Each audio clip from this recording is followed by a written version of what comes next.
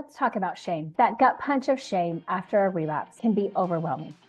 You slip and immediately a voice in your head screams, "You failed again. You'll never overcome this. What's wrong with you?" If you've been there, stuck in that dark, heavy shame, I want you to listen carefully. Shame is one of the origin sources that led to addiction in the first place. And it's time to break the shame cycle that's keeping you trapped. I've seen it countless times in my 31 years as a therapist. Someone relapses and then drowns in shame. You might also feel so ashamed of yourself that you withdraw from people who care, or you lie about the relapse and hide, even from your therapist. You start to believe you're a terrible person, unworthy of love or help. And here's the cruel twist. That very shame can fuel further relapse. When you're buried in shame, you're more likely to think, what's the point? I've already messed up, so why not turn back to the comfort of my addiction? It becomes a vicious loop. Relapse leads to shame, and shame leads to more relapse. Breaking out of that loop can feel impossible when you're in it. I want you to know two things. First, feeling shame after a relapse is completely normal. It shows you care about your recovery. And second, there are ways to break free from shame's stranglehold. Research has shown that shame, or the belief that I am bad, can actually motivate positive change. It's strongly linked to addictive behaviors, depression, and anxiety. Whereas guilt,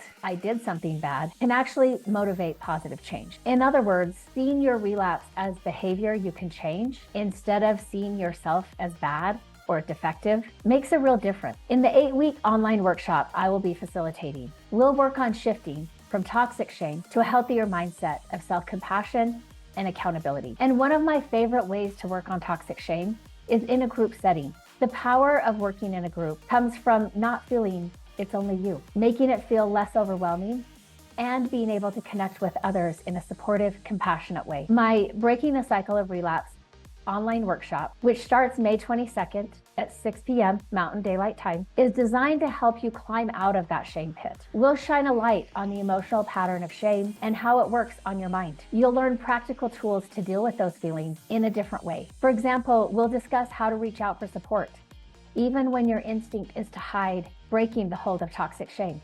We'll practice strategies grounded in psychology, like how to talk to yourself with the same kindness you'd show a friend who slipped up.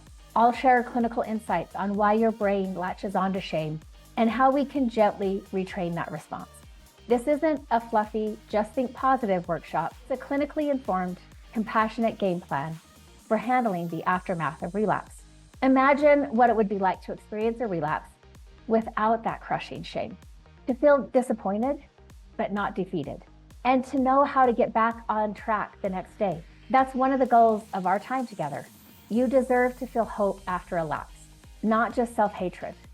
Yes, we'll talk about holding yourself accountable, but we'll do it in a way that builds you up instead of tearing you down. If you're caught in a shame relapse cycle and it's wearing you out, I invite you to join me starting May 22nd at 6 p.m. Mountain Daylight Time for an online 8-week workshop, Breaking the Cycle of Relapse. Come learn how to break free of shame's grip and replace it with a healthier, more resilient approach to recovery. You don't have to carry that burden of shame alone anymore, or at all. Let's work on this together and get you moving forward with confidence. Sign up for this workshop and take this courageous step toward lasting recovery. You know you want to, and I look forward to supporting you. The link to register is below.